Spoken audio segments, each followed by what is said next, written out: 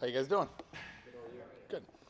Very good. I just want to start out by I want to thank the Iowa Hawkeye fans. It was maybe maybe I was just too nervous last year to realize the environment in Kinnick was quite what it is. And I came from Lambeau, which is a pretty special environment. But the last 2 weeks, it's been an unbelievable advantage for our. And I'm still in a box up there, and I don't. And it kind of the sound comes through the windows, and what an atmosphere for our football team. So it's been a lot of fun. So thank you to them. I want to thank the seniors. I mean, we have a special group: Logan Jones, Bo Stevens, Jennings Dunker, Weege, Gill, Sam, Seth in the wideout room, Mark's in my room, obviously.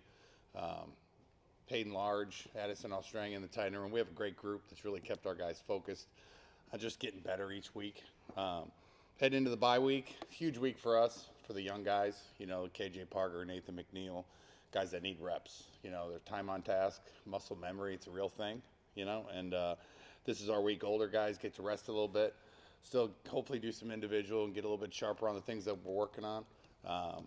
So hopefully we have a good week. Today was a great day. Tomorrow will be another one. But overall, the group's done a great job of just focusing on winning during the week. We always say you can't win on Saturday if you don't win during the week. And we've been getting after it on Mondays, Tuesdays, Wednesdays, and we're going to have to continue to do that because we got a lot of things to improve on. But I'm happy with just the way they're going about their business. So with that, you get one question, Chad.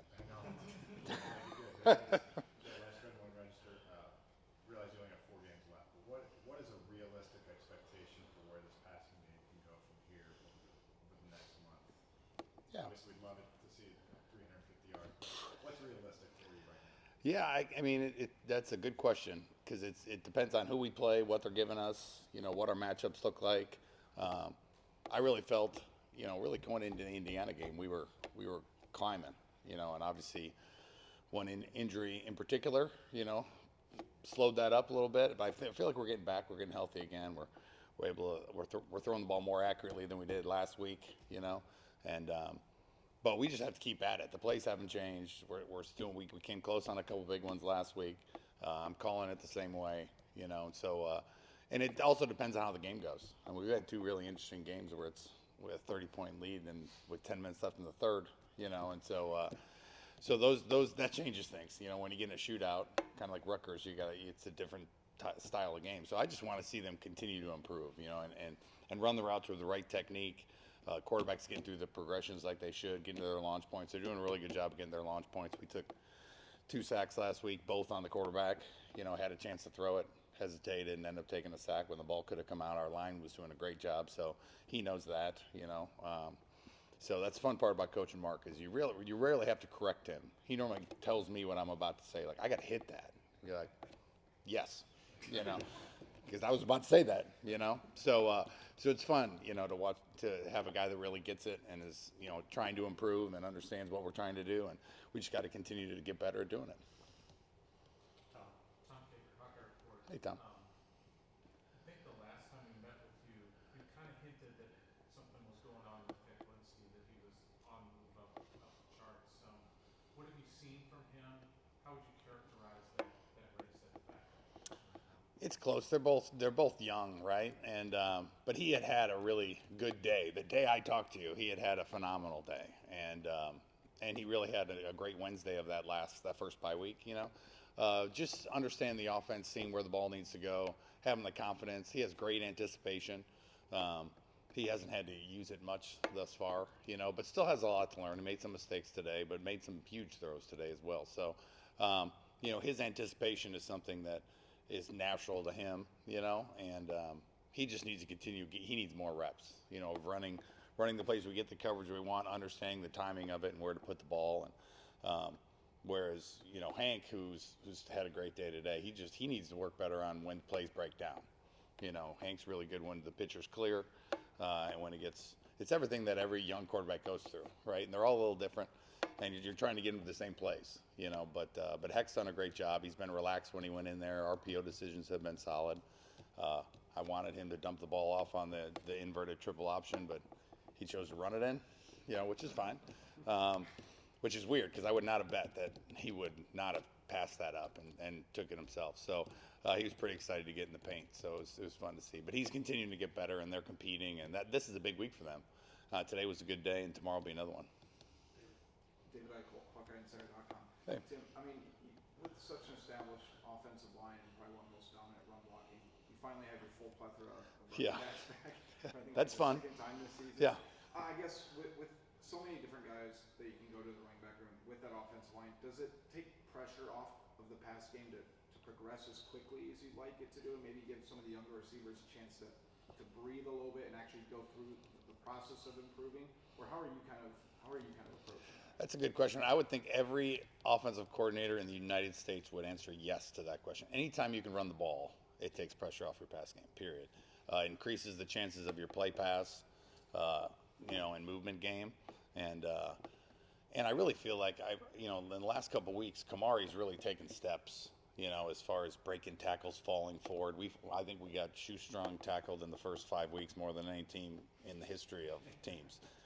If we blocked a 5-yard run, we got 5, and we blocked a 4-yard run, we got 4. We never blocked a 4-yard run and got 10. And we've just been starting to do that. It's great to have Jazz back. So when 2-yard runs or 4-yard runs become 8-yard runs, that gets you into second and short. Everyone knows the playbook's wide open on second and short. So the answer is 100% yes. The more efficient we are in using, obviously, that those guys up front are playing at a really high level, and so having that in your back pocket does make it a lot more fun to call an offense. Even use your quality time from a physical perspective, physical traits perspective. Has Mark Physical what? Physical traits. Oh yeah. Has Mark changed what you're looking for in recruiting at all? And from an intangibles perspective, how rare is it to find a guy who has that desire to get better and has that leadership ability that he's shown for his 8 games? Yeah, it's extremely special. Just the leadership qualities of him and the way. I mean, when he stepped in the huddle against Wisconsin, because I wasn't sure he was going to play, like we were going to win that game. I mean, our guys were going to play so hard for him because he was out there and gutting it out and probably not feeling great, but he was out there anyway. Recruiting-wise, I don't know how to recruit. I've had a lot of quarterbacks that can throw the ball that are smart, that learn how to play on time.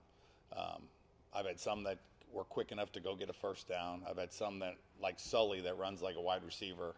Never had one that runs like a fullback, though. This is the first, and that's where it's unique because we still use him on the edge. You saw the first touchdown. There's still things you can do because he can run well on the edges, but probably not as dynamic as Sully was, But man, being able to run counter, with your quarterback is super unique. So I don't know how easy those guys are to find. If I could find one, I'm all in, But they're definitely a unique group.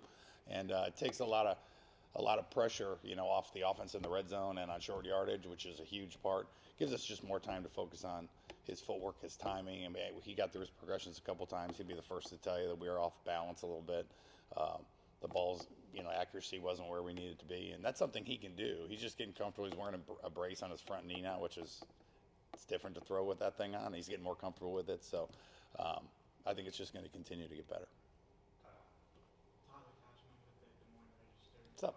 Curious about with Jeremy. He's only really been here for a few months. Yeah, I know. Like how have you kind of seen him progress? I guess from when he first got here to this point. Really, I think the time on task, because one of the things that's unique about him is his timing.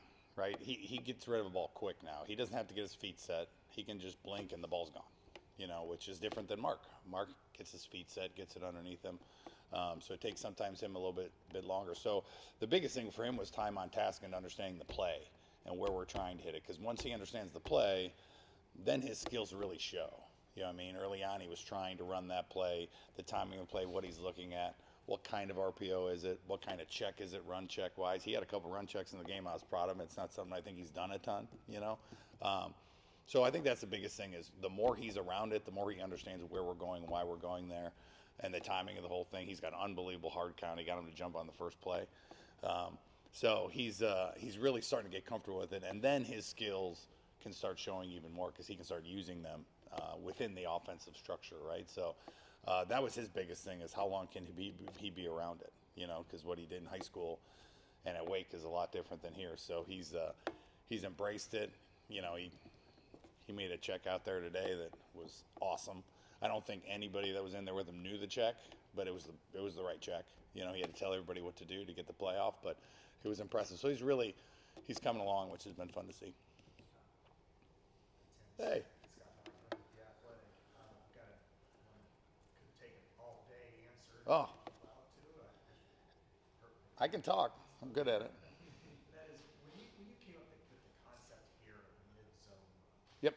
and you tried and you explained it to I'm sure Kirk and also to George Mhm. and Waddell at the time. And did you plan on teaching it to them for them to extend it to teach it to whether it's George to the linemen, Waddell or Omar now to the running backs, or did you explain the concepts and let George decide, okay, this is what our aiming points are going to be? Or did you work with them on that? How did that kind of all come together? Because I know It was a crazy couple months, I could tell you that. it could be a couple months. Yeah, I mean, it was, so what a unique opportunity to come in here, you know, and work at a place like this with an offensive line like this with some tight ends and running backs when it comes to the run game wise, you know. But I was the only one that knew it. You know, obviously Coach had been around a similar system, and so they knew it a little bit, but I had to teach everybody everything. So we sat in that staff room for, oh my Lord, hours on end, and I tried to teach them as much as I could, as if I was the O-line coach, as if I was the tight end coach, and and the wideout coach, and it was long. And then we went through spring ball, and we kind of went through and we actually did install meetings my first spring. I ran them, so we were all together, which doesn't happen anymore. We put a play in, Abdul takes a tight, we all go our separate ways to really detail it up. But the first spring, it was just me in a room with, trying to hit everybody at the same time so they could hear from one voice. And then as soon as spring ended, we went up to Green Bay because they were ready to go ask the pros. I couldn't get that deep like Luke Butkus or, some of those guys, they get into it. So, and I think we had better questions by that point because we had already kind of gone 15 practices against our defense. And, Bud had a lot of good questions. I hate when they spin away, like what angle do you have him take on this backside cutoff and stuff like that. So, so it was really just all of us in a room communicating about what they've done. We had tons of film from all different places. I mean, a lot of it was from our system. But I've been running this run scheme for a bit, and so I had some old Division III film I showed him as far as our aiming points and why I like the aiming points the way they are. And then he explained it to Dunk, and Dunk was like, I get to go through that guy? Yeah. He's like, this is awesome. I'm like, yeah, you don't have to position block him, go through him. And so that actually fits him beautifully, this run scheme, at least the mid zone does. So yeah, it started off as a group. I think I did the best I could before we went up to Green Bay, and we made little adjustments. I mean, I have two unbelievable offensive line coaches here. George has done a phenomenal job getting that group to where it is now, and of course, Coach Ferentz is sitting at the end of the table. So it's pretty unique to be sitting in a room with guys with that much knowledge in the run game, and they've added things to it, which has been good. And so it's been fun for 2 seasons to keep. You have to stay ahead of the curve, because guys are doing different things, and it seems like sometimes we see adjustments to every defense for our outside zone scheme because you don't see a lot of it. So you kind of prepare for one front, and then you get this totally safety standing in the middle of the box last week, which they'd never shown. But there's some new stuff that we have to adjust to on the fly, and we've just been together long enough that we're doing a better job of making the adjustments in game too, because we are seeing not every day, but we are seeing some unique stuff because those 5 guys up front and those tight ends, they're blocking at a pretty high level right now. Hey, Tim, Elliot Buff, Hawkeye Insider. Hey. Two-parter on Mark. Forgive me here, bear with me. Yeah. Just in some rewatches, it kind of seems like his throws that maybe he misses are overthrows, maybe a little bit late. How do you adjust to that? Am I correct when I say that? Sometimes yes. Okay. And the second part, I know you said you offered the opportunity to check into plays last year. Didn't really happen. Is that gratifying for you to see Mark do that? Maybe why does he have the confidence? Did you see him in and out of a ton of them this weekend? I mean, he went into one, then into the other, and then re-racked the other one. I'm like, we just went into a play, out of a play, back into a play. I mean, him and number 3, they were literally staring at each other. It was like, what are you gonna do? And he'd back up, and he would go like this, then he'd come down, and he'd do this. So we can go all day, and he ended up picking the right one because the guy spun to the middle. We ran counter, but it was, and we had a trick play on that not a trick play, but a deceptive play, that he got out of, and then turn it back on. And I wish he would just stayed out of it, because the safety was messing with him, and safety won that one. But yeah, it's been a lot of fun to watch his knowledge of the run game and being in control. I mean, really started it. I'd say at Rutgers, he was on it, man. He got us into running. It doesn't mean you're going to gash them when you run at their weakness, but I mean, the more you do it, when you hit it, you're going to hit it. And 2-yard runs are 4-yard runs and 4. I mean, and he just was able to get us into plays and give a credit to everybody when you're calling 2 plays in the huddle. That those guys are all dialed into which one when we're going on to off to re-rack it. So that part's fun. As far as the passing game, yeah, biggest thing is he sailed 2 corner routes. Kind of locked out his front knee. He's got it's really just got to balance that front knee out. I mean, he's really loading his back hip really well right now because that's the healthy one. So he's actually playing lower, which I like. He's got a ton of power. We just got to control that front leg. He's getting more and more comfortable with you have to twist. You got to rotate through that thing. And when he gets it locked out, it sails. He's got such a strong arm, it never comes down. It just keeps going. I think one of those corner routes might have landed in the stands. Was like 2 weeks ago, I think. And then when he bends it too much, then he ends up being low. So he's like kind of a low and high thing going on right now, which we can fix. It's just time on task, because these are things that weren't issues pre, and that they're shown up a couple times now. And as soon as he sees it, we talk about it, we drill it, and it's gone. So I'm kind of hoping that's the same process that we go through with this. And but then he throws some great ones. And he's scrambling, he's using his legs. That third down and was a 3rd and 11 throw was a great one. They played zone. He had to progress through, got out phase 2, phase 3, and then found Jacob Gill did a great job of scramble drills, push vertical. There's someone on top of him, snap back, first down. That's the first time that's happened here since I've been here. Even though we've been practicing scramble drill, trying to get better at it, So there's some things that are really coming along, and there's some things that we got to continue to work on.